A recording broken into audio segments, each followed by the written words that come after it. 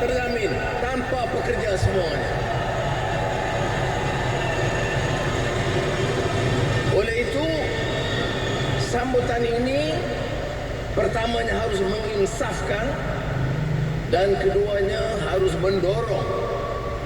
Apa yang harus diinsafkan kepada semua supaya ada pengiktirafan yang wajar.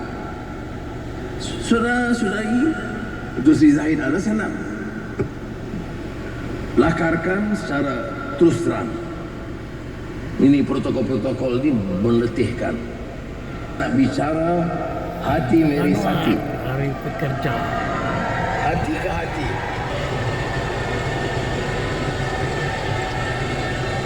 Dia tidak mudah.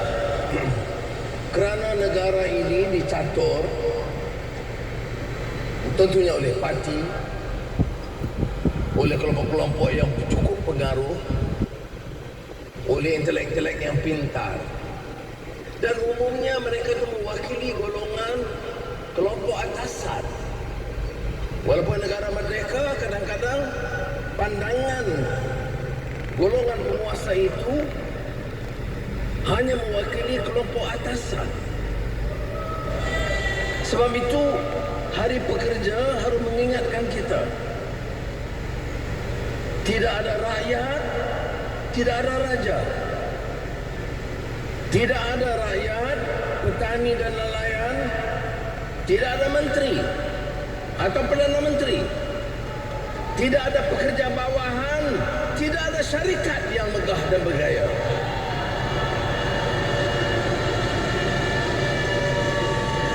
Bagi saya, ini mesej utama. Sebab itu bila kita diamanahkan dalam kerajaan madani, di antara tumpuan kita ialah gaji pekerja. Pemimpin-pemimpin kesatuan ada, rakan-rakan ikuti ada. Nak dapatkan keputusan gaji minimum berbahas 10 tahun. Nak naikkan dari 1,200 ke 1,500, itu pelbagai masalah dibangkitkan. Kata syarikat-syarikat besar, kita tidak mampu, kita akan jadi miskin kerana gaji naik sedikit. Tapi alhamdulillah, barisan pimpinan hari ini mengatakan mesti naik dan kita hadapi, maka naik 1,700. Roti tunai sudah mari. Saya nak bayangkan Sudah mari. apa sudah ingat saya puas hati. Saya tahu sukarnya pendapatan sudah berkira. Tapi itulah komitmen kita.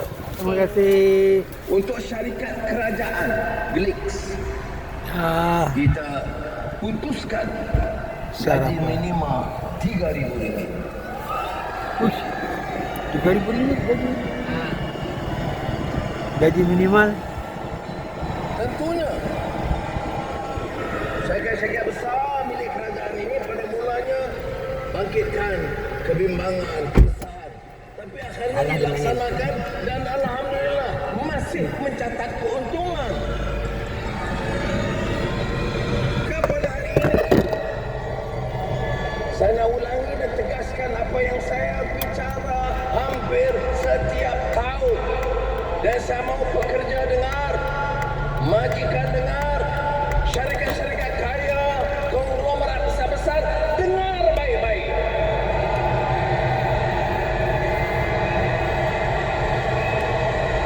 Negara ini harus aman.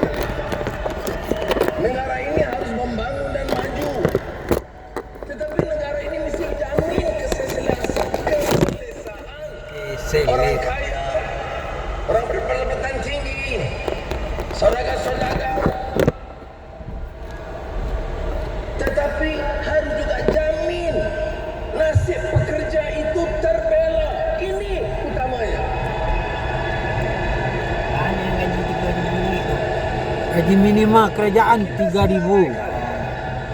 Biasa kan 1,700 aja kan. Syarikat besar Jadi naiknya sampai RM3,000 gaji minimal. untuk 1 bilion, untuk 2 bilion ringgit. Yalah. Mau naikkan gaji pekerja RM40 pun sukar. Bagaimana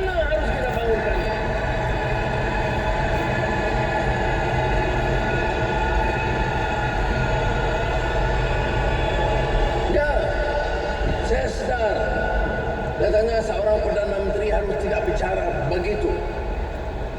Harus bicara secara teratur. Kadar pertumbuhan kita membanggakan, benar. Pelaburan kita yang kita catat tahun lalu tertinggi dalam sejarah, benar. Kadar pengangguran rendah, benar. Ringgit kita prestasi terbaik di Asia, benar. Tetapi soalan berikutnya, dengan negara aman, pengorbanan tentera, polis, pasukan keselamatan, bekerja di peringkat bawahan kilang-kilang dengan hadapi risiko semuanya. Pegawai-pegawai kerajaan, terutama di peringkat pertengah dan rendah. Soalannya, bagaimana nasib kami? Apakah cukup pembelaannya?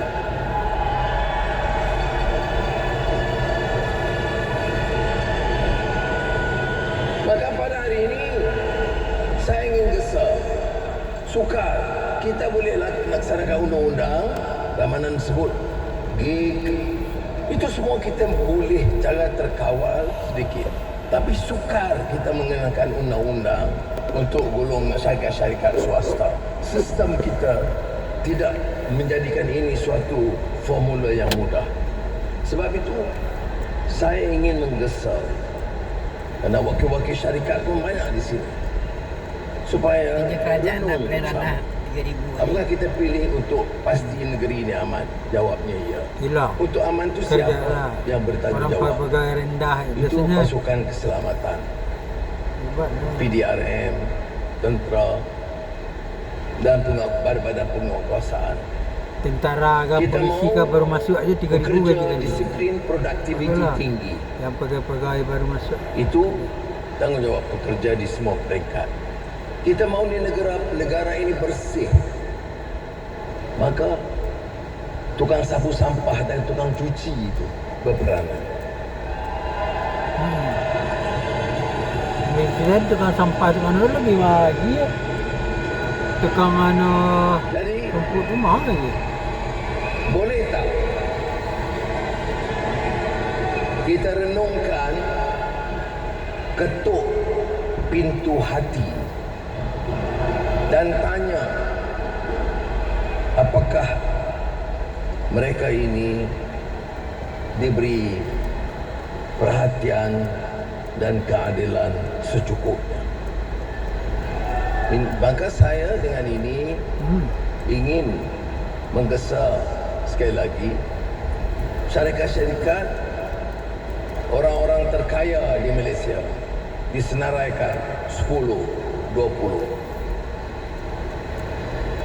Syarikat-syarikat besar 50 teratas. Cuba kita nilai bagaimana layanan mereka kepada Buru-buru kasar. atau terhadap pekerja mereka. Dan ini satu tugas yang harus disempurnakan, dan saya ingin menggunakan ruang ini di depan pekerja untuk mengingatkan semua, kalau kita mau pertahankan negara ini supaya aman, lebih inklusif, ia harus ada jiwa ihsan dalam konsep negara madani. Saya tidak mengusulkan diberikan ganjaran sehingga menyebabkan syarikat itu rugi. Saya tidak pernah mengusulkan. Saya tidak mengusulkan supaya kita hilang daya saingnya. Saya hanya mengusulkan supaya pimpinan negara, pimpinan syarikat itu lebih prihatin dan tunjuk sikap ihsan.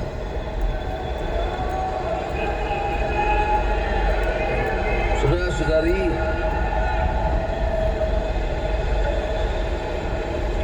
saya ingin juga singgung tentang perkembangan ekonomi mutakhir ini. Akhir Februari, harga minyak ben satu tong $70 Amerika. Hari ini $115 satu tong. Dia hampir lebih dari 70 ke 120. Lonjakan terlalu tinggi. Maknanya kesan ekonomi itu seluruh dunia. Ada bahan-bahan yang bekerja di ladang. Ada kekurangan fosfat dalam masa singkat. Yang bekerja di ladang, diesel naik. Yang bekerja di kilang, yang membawa lori, semua itu terkesan. Kerajaan insya-Allah akan terus bekerja bertungkus lumus saban hari mengambil langkah-langkah yang perlu. Tetapi jangan kita andaikan bulan Mei sama dengan bulan Februari, kerana keadaan lebih rumit. Semua minyak naikkan harga minyak, termasuk di antara negara pengeluar minyak yang tertinggi di dunia, UAE telah menaikkan juga harga minyak. Malaysia masih